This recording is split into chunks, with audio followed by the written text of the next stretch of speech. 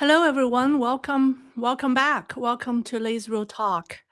All right, we're now in the second week of August, peak vacation time. First of all, I want to thank everyone who reached out about me feeling under the weather. I rarely get sick, and definitely not in summer. So this one caught me off guard. Strangely, it hasn't slowed down my video work at all. Um, I can't seem to find the energy for chores, but working, that's not a problem. Maybe I'm doomed to work, or I guess that just shows you from the positive side, that shows you how much joy work has brought me. Um, well, I suspect it's what happens when you run low on sunshine and fresh air. I don't do enough outdoor activities, so a beach getaway sounds perfect right now for me. Well, speaking of beaches, the CCP's top leaders are enjoying theirs at Beidaihe, their private seaside resort for secret summer gatherings and meetings. And this time, they're there to decide the regime's direction and Xi Jinping's future. Today, let's uncover what's happening behind those closed doors at Beidaihe. It may be Xi Jinping's last summer. Not all videos are made equal, I must confess, but today I'm very proud of the work I have done, the information I have gathered and organized for you. So stay with me until the end. I think it's very satisfying. All right, well, let's get started. Beijing has announced that the fourth plenum will be held in October, but no date yet. Here's the key question. Will Xi Jinping completely give up power, or will he step down only partially? And the other event to watch is the September 3rd military parade. Whether Xi inspects the troops will be a strong signal of what's going to come at the plenum. So right now, all factions are locked in a stalemate. Rumors are flying. A mix of half-truth and lies. And they're intended to sway opinion, test the waters, and build momentum.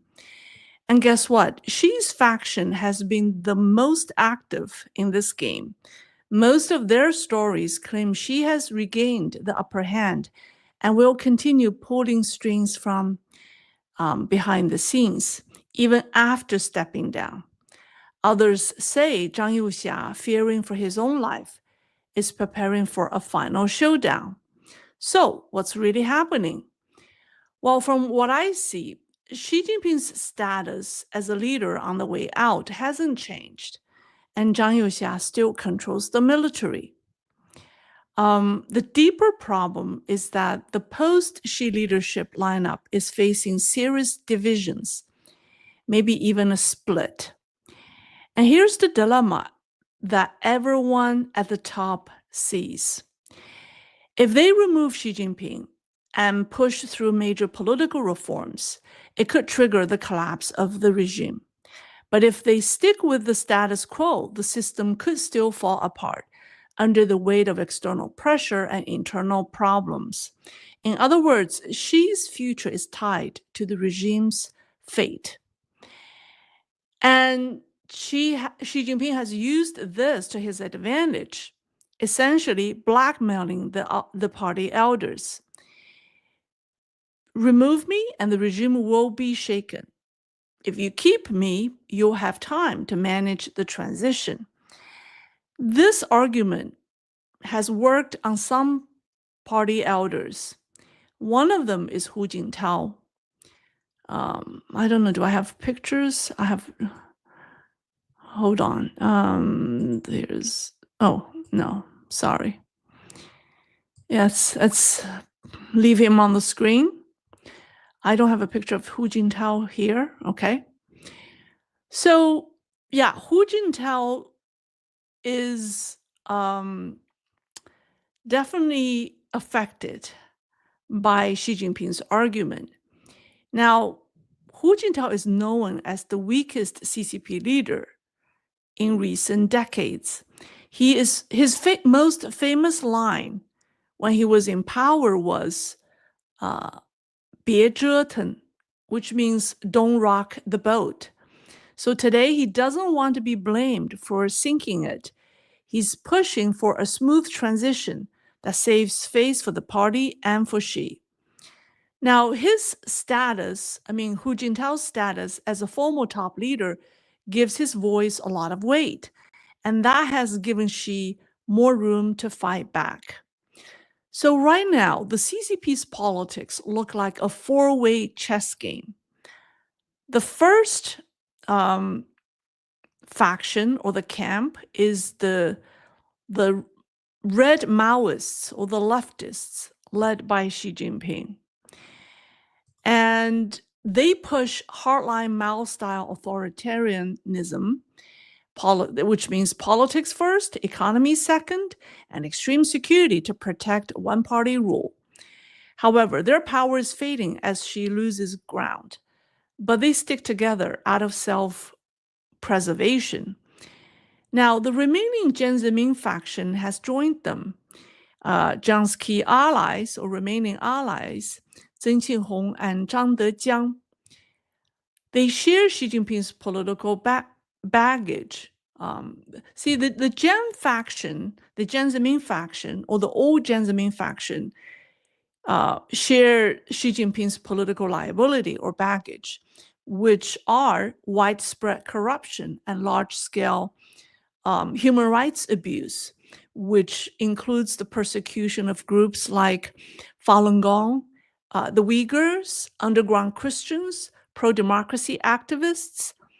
On those fronts, the Xi Jinping faction and then the Jiang Zemin faction share the same political baggage.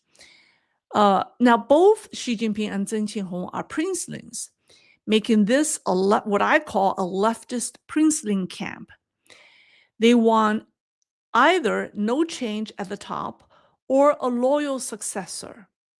So they're pushing for Ding Xuexiang to succeed Xi Jinping. So here's Ding, who is currently a Politburo Standing Committee member and the youngest one in the committee. So that's the first camp. Now, the second camp is the reformists, excuse me, which are spearheaded by these three men. Oh, excuse me. Wen Jiabao, Li Yuan, and Wang Yang. All three rose from ordinary backgrounds through talent and hard work. And these people aren't tied to the party as deeply as others. And they want to do the right thing for the country and for the people. And they want Xi Jinping out now. And they want sweeping political reforms to revive the economy and repair foreign relations. This camp has gained influence in recent months. Many of the decisions that we've seen, the subtle decisions and human personnel changes, were the work of this camp. But they still lack a majority because of fierce pushback from the Xi Jinping camp or the Maoist camp.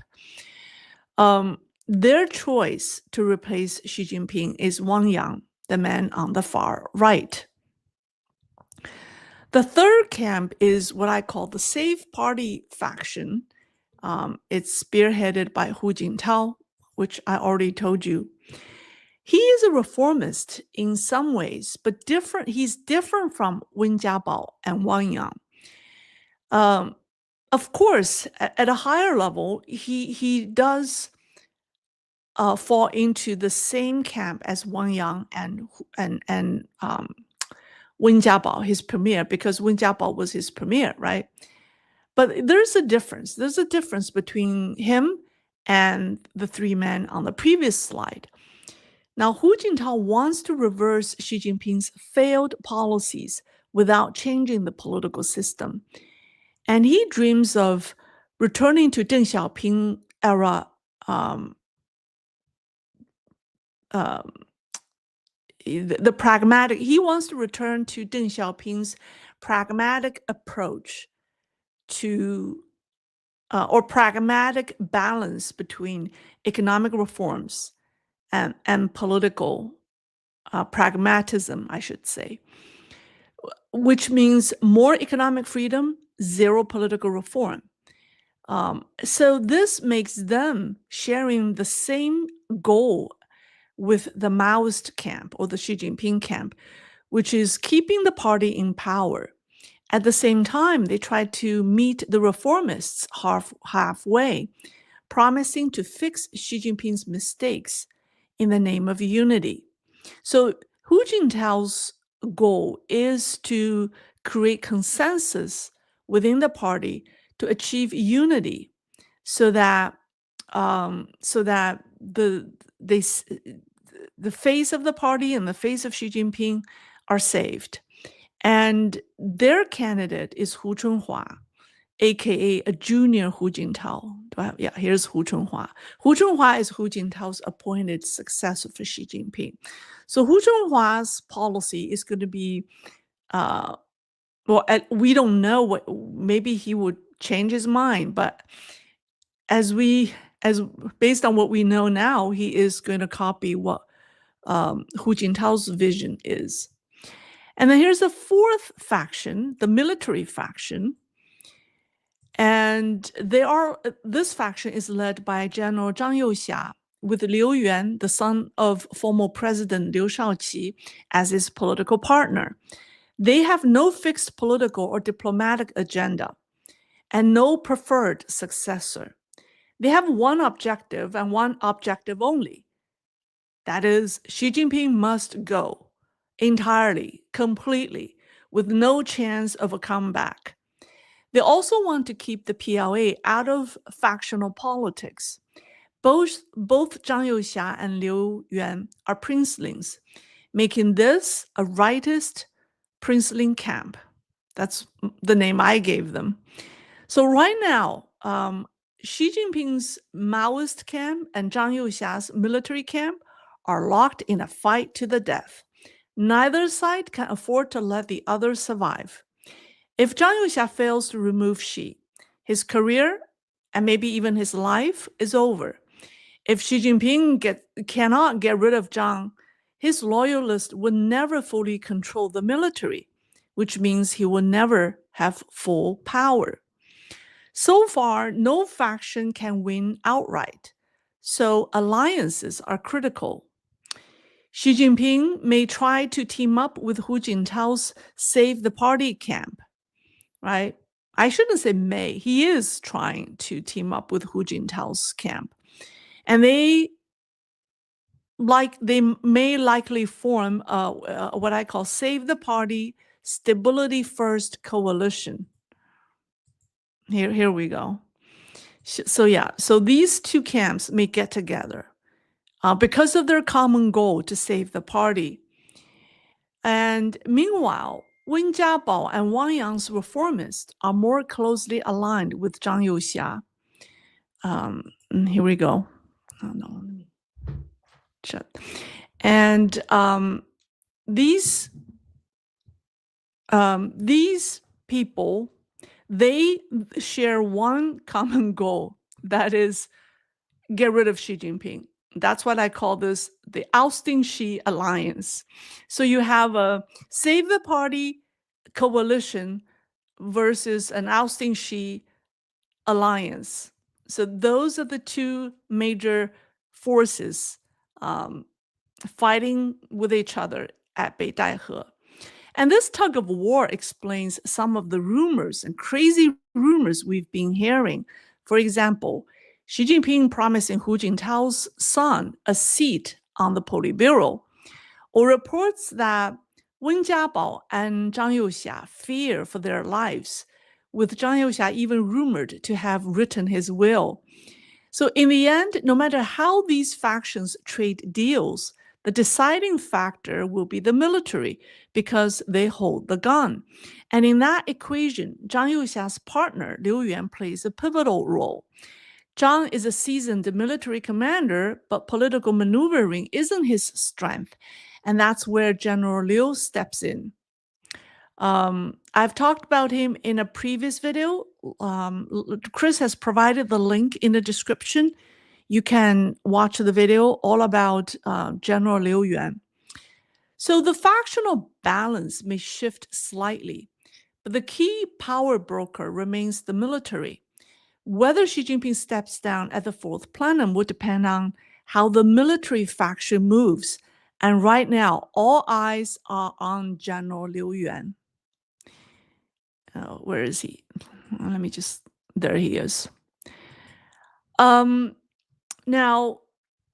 there are just so many rumors about him. I mean, you could tell who is important and who is not by judging the amount of rumors associated with them, right? So about a month ago, he reportedly took over the duties left by the missing vice chairman of CMC, He Weidong, who hasn't been seen since March.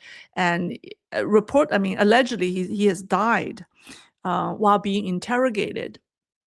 Anyways, so Vice Chairman He has not been seen. So Liu Yuan has reportedly taken over the responsibility of He. And then at the end of July, a dissident claimed that Liu had left Beijing to avoid suspicion, suggesting a falling out with Zhang Youxia and fear of being dragged into the power struggle. So yeah, this rumor said that he left Beijing to stay out of the ugly political struggle after, I don't know, having a disagreement with Zhang Youxia, blah, blah, blah. I mean, it was described quite real. But another account says the opposite. They say Liu left Beijing as part of a contingency plan with Zhang Youxia to quietly make arrangements outside the capital so that if things went south, someone would be in position to preserve strength and avoid being taken out in one sweep. So it now looks like the second version is true. Why do I say that? Well, Liu Yuan returned to Beijing in time for a major PLA event, the July 31st reception at the Great Hall of the People, marking the PLA's 98th anniversary. Where is he? Here's the picture. Now, this event was hosted by Defense Minister Dong Jun, and neither Xi Jinping nor Zhang Youxia was present. But this is not unusual because this is a non-milestone anniversary celebration. I mean, Xi Jinping usually attend for the big ones, like the 5th, like the 95th or the 100, the centennial one is going to be, he's not going to miss that one. But every 5 years, he would attend the event. But since this is only the 98th, so it's not unusual that they weren't there. From the official footage, as you can see, according to the picture on the screen, I don't know, let me make this bigger for you. Liu Yuan sat at one of the front tables. There were 5 large round tables in the front with smaller tables behind them. And General Liu sat at one of the front tables, and his seat, and he has a good seat at that table because he's looking out at the room. Now, think about it. If he truly wanted to keep a low profile to stay out of trouble, he would have stayed away until the Beidaihe meeting ended. Showing up front and center at such a high-profile event is the opposite of laying low. And he wasn't alone. 2 other notable retired generals were also there at the table, and they are Wang Guanzhong. Here we go. Now, let me tell you who he is. He was the director of the CMC's general office under Hu Jintao. So the director of CMC's office is like your office manager, your chief of staff in the military. So this man, General Wang Guanzhong, ran the PLA for Hu Jintao. So he is one of the most trusted generals that Hu Jintao had. And Cai Ying-ting is the next one. Now, this man has a story that's quite unbelievable. Well, he was the former deputy chief of PLA's General Staff Department. He was promoted by Hu Jintao also. So both Cai Yingting and Wang Guanzhong were closely connected to Hu Jintao and not Xi Jinping. Now, Cai's appearance is especially striking because he was personally humiliated by Xi Jinping, the man that you see on the screen. He was demoted 8 ranks from full general to regiment commander and was forced into early retirement by Xi Jinping. Why? Well, according to the South China Morning Post in May 2018, General Cai's daughter married a Frenchman, and he didn't report it to the PLA. And Xi Jinping thus demoted him 8 ranks. Now he is back, sitting at the same front table as Liu Yuan and Wang Guanzhong. All 3 were sidelined and punished under Xi Jinping. And in past years, they were placed at the small tables in the back. Now they're front and center. What does that tell you? So for anyone who still claims that Xi Jinping still controls the military, is either ignorant or lying.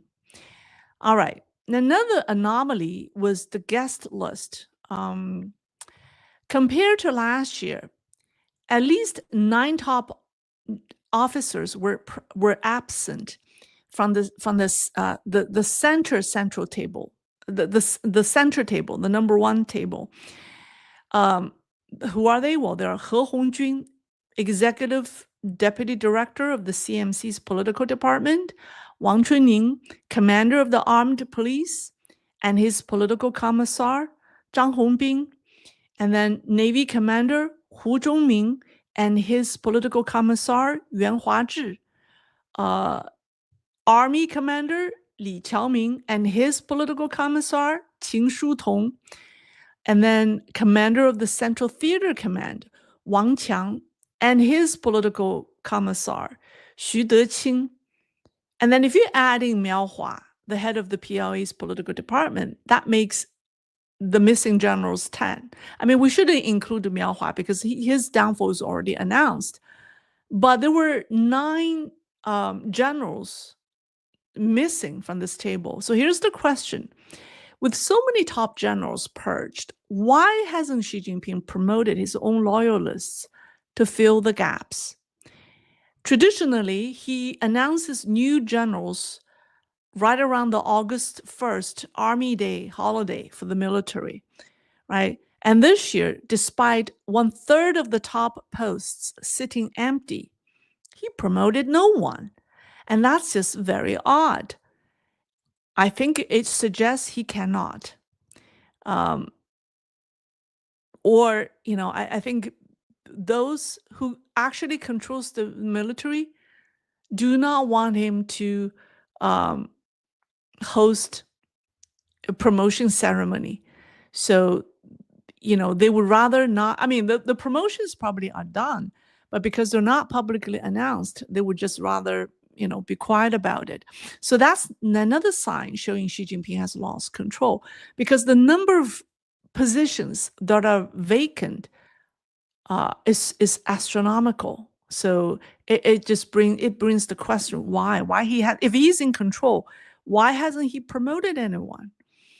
Okay, now let's talk about where Liu Yuan went in late July, because that deserves some attention. Let me bring you. Okay, there he is. So remember, some people suspect that he left Beijing to stay out of trouble, but I do not believe so. Many people do not believe so either. So where did he go, right? Where did he go? Well, he went to either Yunnan or Sichuan. Some people say Yunnan, other people say Sichuan, or maybe he have gone to both. But everyone agrees he went to the southwest. And that's significant. Why Yunnan and Sichuan are so important for him and Zhang Youxia. The 14th Army in Yunnan was where Zhang Youxia's military career began.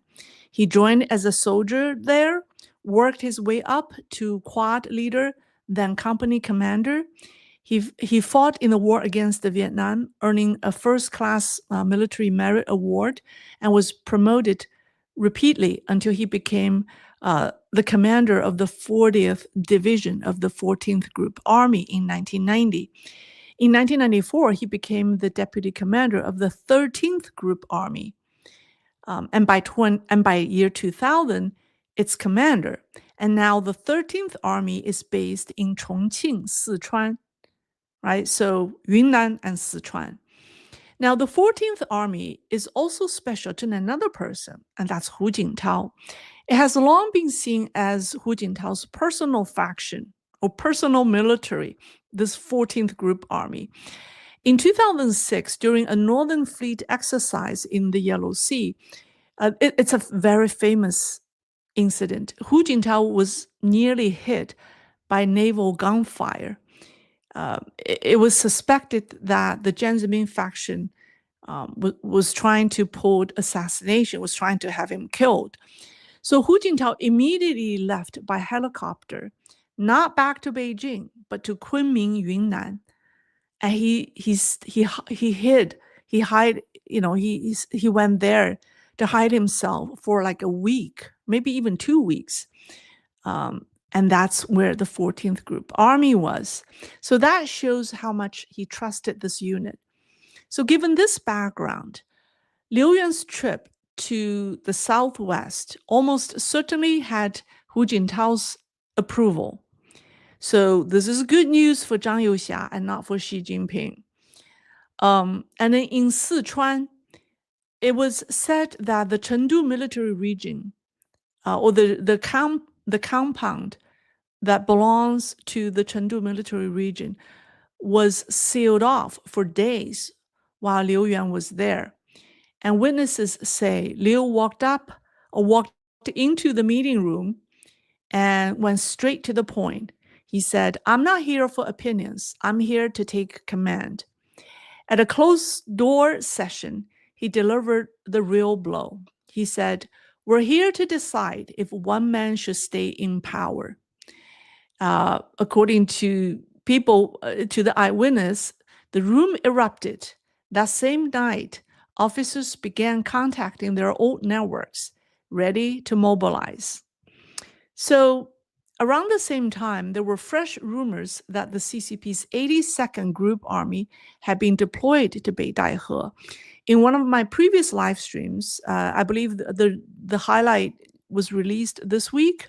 I talked about Zhang Youxia's deployment, sending the 81st, the troublesome 81st Group Army to Northeast, leaving the 82nd Group Army behind.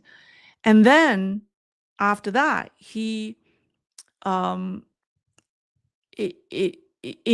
late July, a unit within this 82nd Group Army was deployed to Beidaihe.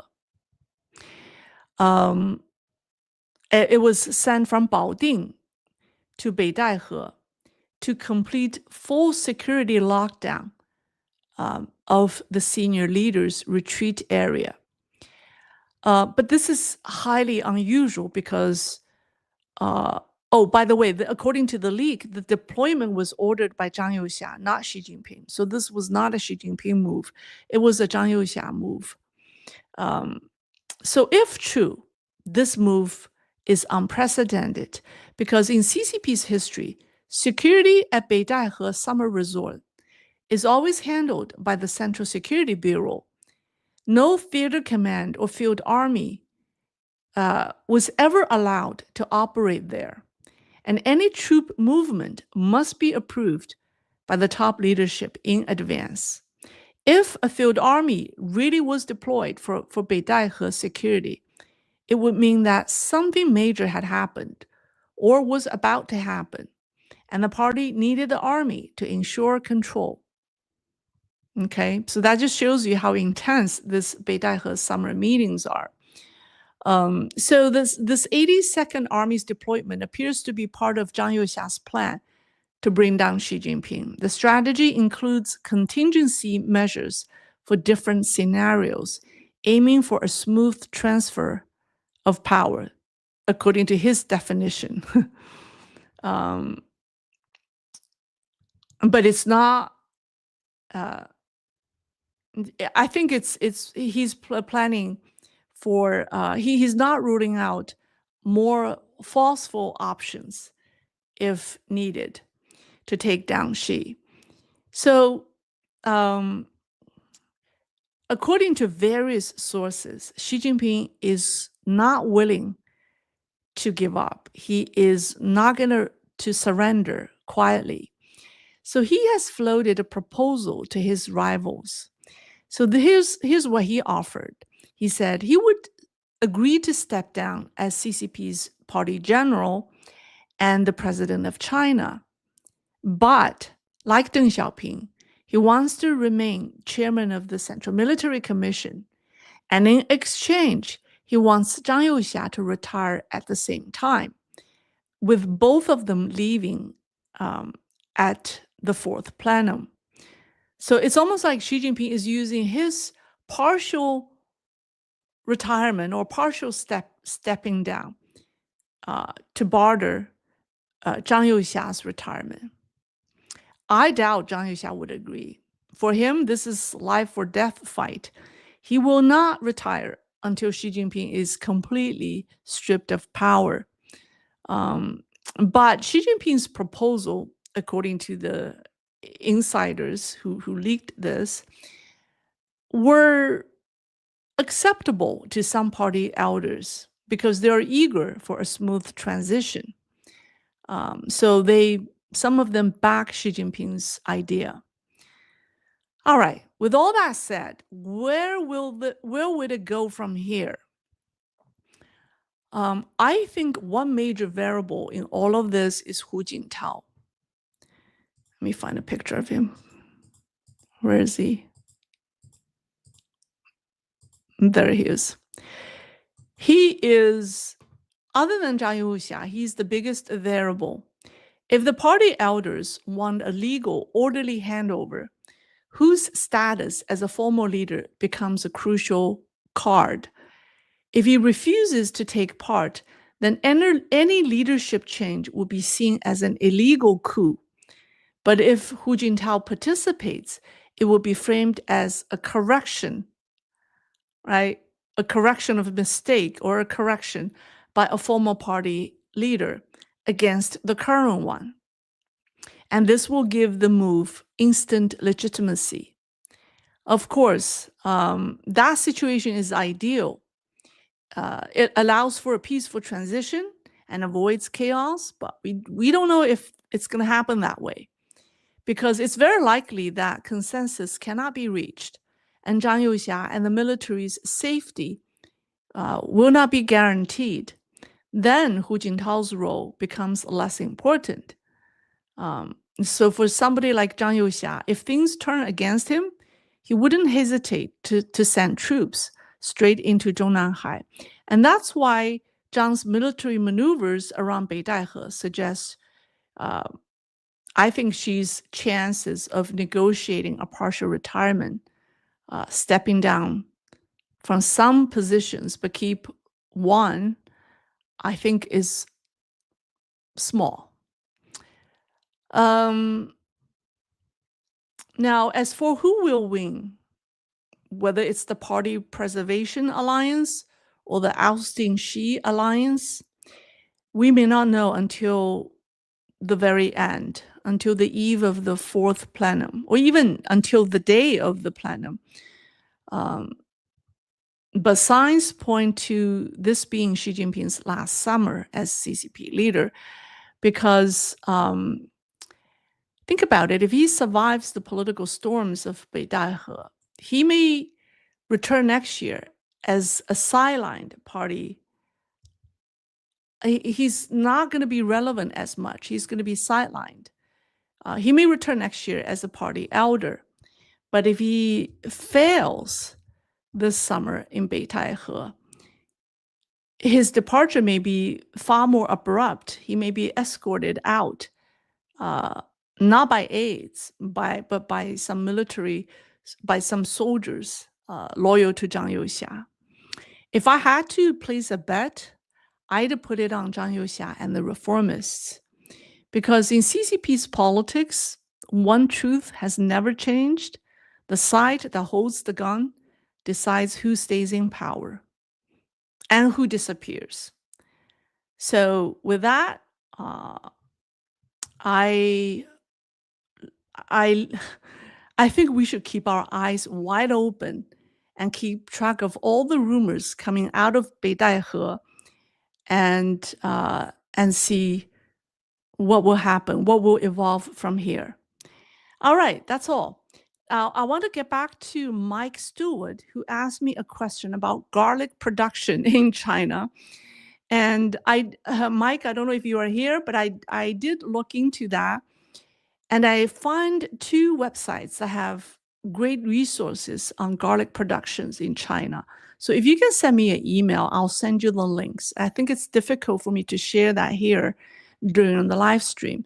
So my email is in the description. If you could send me an email, I'll send you the information. All right, let's see.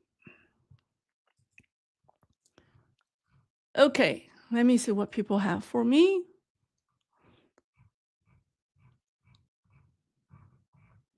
Okay, questions. I'll just take some random questions. Here we go. No questions. So far, no questions. Oh, here's one. Here's one. Do I have a question? Okay, here one. Someone said, looks like hardly anyone is there. What do you mean, where? Okay. Oh, here's super sticker from Mike Stewart. Oh, hi, Mike. Yeah, I just asked you to send me an email so I could send you the links. I found the website that has the information you're looking for. She, the miscalculator. Absolutely, I couldn't agree. Matthew Morgan. Well, thank you, Matthew. I appreciate that. Okay, let's see. Here's a question from here's a question from J. Litka. What are the possible replacements for Xi stand on the tariff war? You mean replacements for Xi stand on the tariff war? What do you mean? You mean who's gonna negotiate with the US regarding the tariff? I think He Lifeng is, but I don't think he's a few months ago, from what we know, I think He Lifeng may be taking orders from both the party elders and Xi Jinping. I don't even know. That's why the delay is so pronounced when it comes to the tariff negotiation between US and China, because who's calling the shot in Zhongnanhai over the economy? I don't think Xi Jinping is capable at this point to be calling the shots regarding US-China trade negotiation. So maybe nobody's calling the shots amid this terrible power struggles. And that's why it's being postponed over and over again. And if you think about it, it will be postponed for another 90 days and will be right before the fourth party plenum. Yeah, the 90-day extension will be right into October. So it will be right around the time the CCP holds the fourth party plenum. So that's that. Blue Soul. Well, thank you. Thank you, Blue Soul. All right, let's see. Here's a question from Joshua Griffith. With all this going on, how likely is China go after Taiwan militarily? I think regardless who will succeed Xi Jinping, CCP's ambition to take over Taiwan will always exist as long as the communist regime stays in place, because it is their long-term goal. Now, you're asking a short-term question: how likely would that happen before 2027? Because 2027 is the time frame that a lot of people have in mind, and Xi Jinping is pressed to achieve Taiwan unification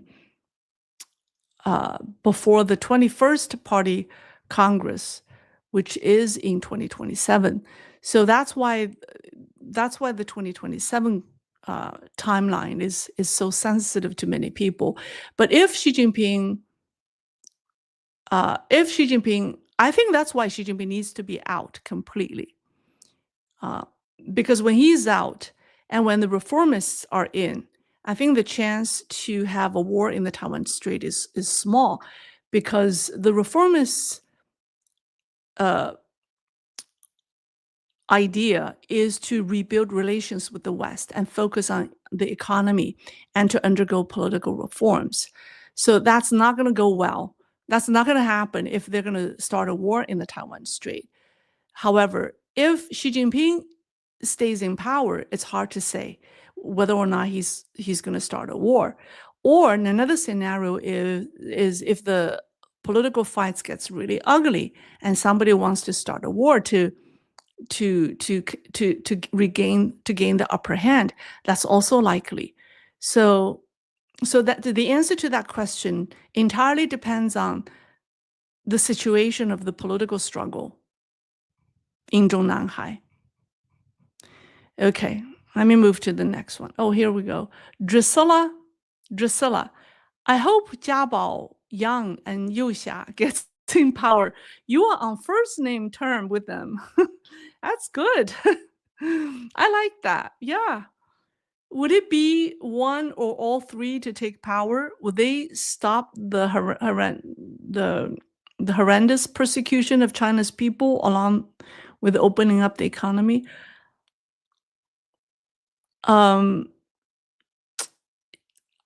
People say like Zhang Youxia probably doesn't have a very specific political vision for China. I mean, his interest is the military. So, but then like Wang Yang and Wen Jiabao, they definitely have a political vision and economic and political vision for China. So this combination so far, I mean, if they can win, I think is the most favorable outcome for the Chinese people. So let's hope that happens. But thank you for your support. I don't know how to say this. Plabbergast. All right, I thank you for the super sticker. And someone says, "Good job, Lei. Well, very informative." Okay. Oh, here's a question from Canlan. What you depict tonight sounds really like a scene from that 2017 movie, The Death of Stalin. Okay, I have not heard about the movie. Okay, well, if I have time, I'll check it out. Wen Jiabao is the best, yeah. Okay, here's a question from Ravik Hot. Lei, can you please come to talk about China Insight on Indian channel? Anyone? Because Indian people are more curious about China. Well, they can come to my channel because I know they speak English. Someone say, "You're so pleasant." Hopefully that's the case. Okay, here's a question from ARUM. Lei, if you had to guess, when do you think the transfer of power or where Xi remains? Okay, ideally, this transfer of power will happen at the 4th plenum in October. And that's what I think the reformists are trying to nail down. But if that doesn't happen, it will happen at the 21st Party Congress, which will be in 2027. But if that is the decision, then things do not look good for the reformist or Zhang Youxia. Because if you give Xi Jinping 2 more years, he's gonna I don't know how Zhang Youxia is going to win a 2-year battle with Xi Jinping. It's going to be very ugly.